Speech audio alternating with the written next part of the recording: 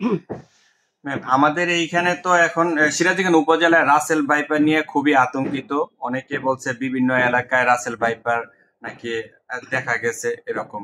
তবে এটা সত্যতা কি, এখন পর্যন্ত হাসপাতাল থেকে কি কোনো রাসেল ভাইপারের রোগী আসছিল কিনা, বা আপনার এইখানে ভ্যাকসিনের কি অবস্থায়, এটা যদি একটু বিস্তারিত বলতেন।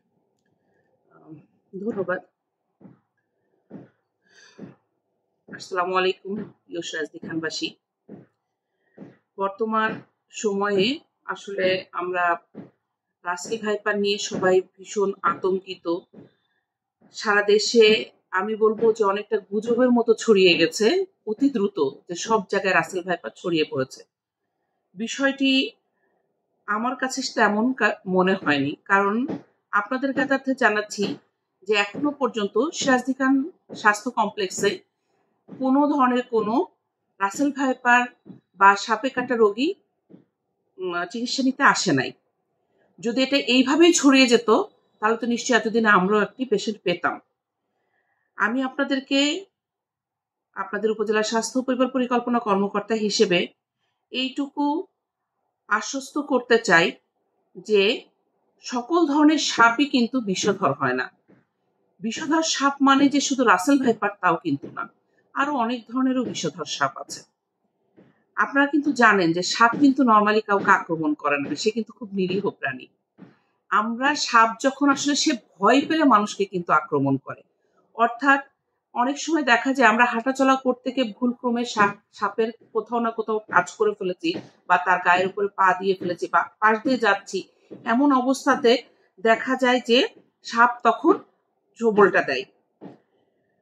আর সাপে কাটলে যে বিষয়টা, যে কেন রোগী মারা যায়, এই জায়গাটাতে আপনাদেরকে একটু আমি ক্লিয়ার করতে চাই।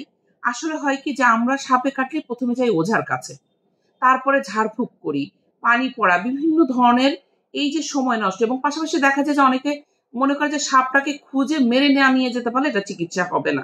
এটাও একটা ভুল ধারণা। আপনি সাপ খোঁজেন, কারণ সাপটা আসলে যদি আমরা দেখতে পাই তাহলে কিন্তু অবশ্যই সেটা বিষধর কিনা সেটা জানা সবার জন্য অবশ্যই সহজ হয়, কিন্তু সাপ তো সবসময় পাওয়া যাবে না।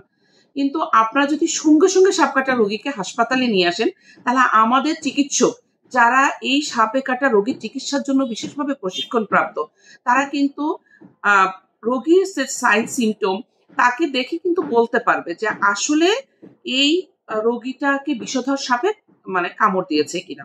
সেক্ষেত্রে তখন তারা দ্রুত চিকিৎসা দিলে, সেই চিকিৎসা নিলে অবশ্যই আমরা সেই রোগীর লাইফ সেভিংসটা অনেক মানে সহজ হয়ে যায়। আমাদের একটা জিনিস খুব মানে আমরা ভুল করি, যে আমরা বারবার সময়টা নষ্ট করে তারপরে আসি। এবং আরেকটা আমাদের সাধারণ জনগণের মধ্যে আরেকটা বিষয় খুব প্রকট দেখা যায়, ওনারা মনে করেন সাপে কাটলেই আপনাদের যে অ্যান্টিভেনম যেটাকে বলি আমরা সাপের, সেটা দিয়ে চিকিৎসা করতে হবে। কিন্তু আমাদের এটাও জানা দরকার যে সাপে কাটলে অ্যান্টিভেনম না, অ্যান্টিভেনম বিষধর সাপে কাটলে দিতে হয়। আমরা যদি বিষধর সাপ না দিয়ে অন্য কোনো সাপে কাটলে অ্যান্টিভেনম দিই, তাহলে কিন্তু আবার তার পার্শ্ব প্রতিক্রিয়া দেখা দিতে পারে। তাই আমাদেরকে আসলে ধৈর্য ধরে চিকিৎসকদেরকে চিকিৎসা করতে দিতে হবে। সাপে কাটা রোগী আপনারা নিয়ে আসবেন, আমাদের কিন্তু অনেক ভাবেই জানার উপায় আছে যে এটা বিষধর সাপ না। আপনারা জানেন আমরা বেড সাইড একটা কোয়াগুলেশন, ব্লাডের একটা কোয়াগুলেশন টেস্ট করি, সেটা করে আমরা জানতে পারি। এরপরে আমাদের বিভিন্ন ধরনের সিমটম আছে, যে একটা বিষধর সাপ যখন কাউকে কামড়ায় তখন কিন্তু ওই রোগীর কিছু মানে এমন কিছু সিমটম দেখা যায় যে সিমটম গুলাতে আমার চিকিৎসক বুঝতে পারবেন যে হ্যাঁ এইটা বিষধর সাপ ছিল। তো আমি আপনাদেরকে আসলে এই বলে আশ্বস্ত করব যে আমাদের সিরাজদি খান উপজেলা স্বাস্থ্য কমপ্লেক্সে পর্যাপ্ত পরিমাণ অ্যান্টিভেনম আছে। সুতরাং আপনারা কোনো রকমের সময় নষ্ট না করে সাপে কাটা রোগী, সেটা বিষধর হোক বা না হোক, এটা আপনারা বিচার করার পূর্বেই আমি মনে করি সঙ্গে সঙ্গে ওই রোগীকে অতি দ্রুত হাসপাতালে নিয়ে আসবেন।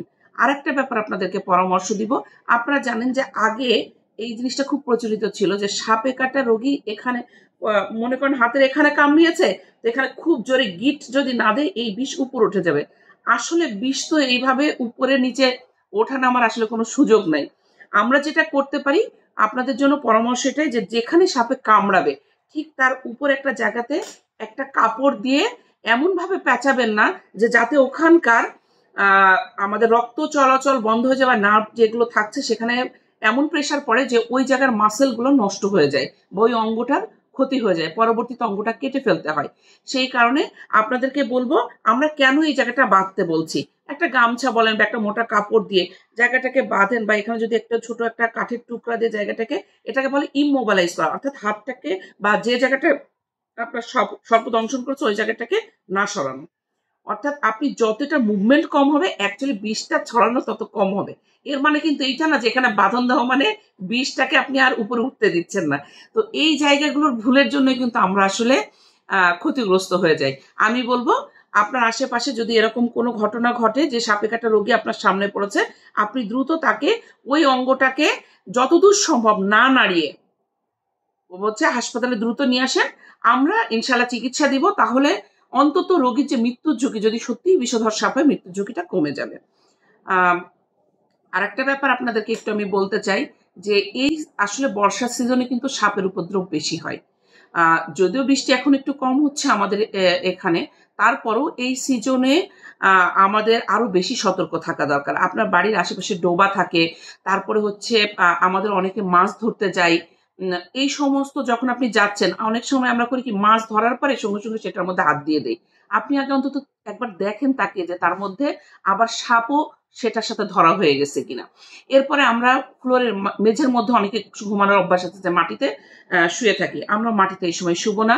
মশারি টাঙিয়ে ঘুমাবেন, বাড়ির আশেপাশে ঝোপ জঙ্গল যা আছে সেগুলো সব পরিষ্কার পরিচ্ছন্ন রাখবেন, তাহলে সাপের উপদ্রব কম হবে। এবং অন্ধকারের মধ্যেও আমরা ঘোরাঘুরি করবো বা ঝোপ জঙ্গলের মধ্যে খালি পায়ে এইভাবে হাঁটাচলা করে বেড়াবো না, যাতে আমি কোনো না কোনোভাবে দুর্ঘটনাবশত সাপের গায়ের উপর আমিই পা দিয়ে ফেলি। এই ধরনের সতর্কতাগুলো অবলম্বন করার জন্য আপনাদেরকে বিনীতভাবে অনুরোধ করছি। এবং আমি আবারও বলছি যে দয়া করে সঙ্গে সঙ্গে আপনারা সাপে কাটা রোগীকে হাসপাতালে নিয়ে আসেন।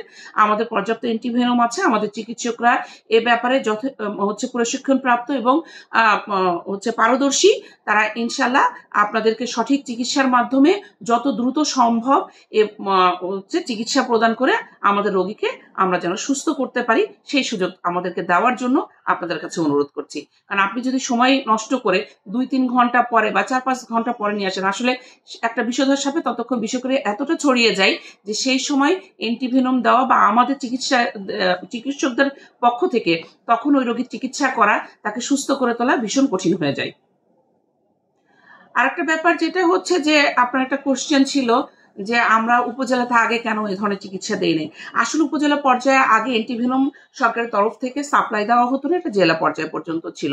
সেই কারণে তখন আমরা আসলে এখানে চিকিৎসাটা দিতে পারতাম না। কিন্তু আপনারা জানেন যে মাননীয় প্রধানমন্ত্রী বর্তমানে যেহেতু স্বাস্থ্য সেবাটাকে একেবারে দোরগোড়ায় পৌঁছে দিতে চেয়েছেন, উনি কমিউনিটি ক্লিনিক করেছেন। তো এই জায়গা থেকে উনি যত ধরনের সাপোর্ট আসলে জনগণের পক্ষে দেওয়া সম্ভব চিকিৎসা নিশ্চিত করার জন্য, যে কোনো ধরনের চিকিৎসা যত ধরনের সাপোর্ট দেওয়া প্রয়োজন উনি সেইগুলা আসলে আমাদের প্রান্তিক পর্যায় পর্যন্ত পৌঁছে দিয়েছেন। সেই কারণে এখন আসলে প্রত্যেকটা উপজেলা স্বাস্থ্য কমপ্লেক্সেই সাপের অ্যান্টিভেনম সেটা সাপ্লাই দেওয়া হয়েছে।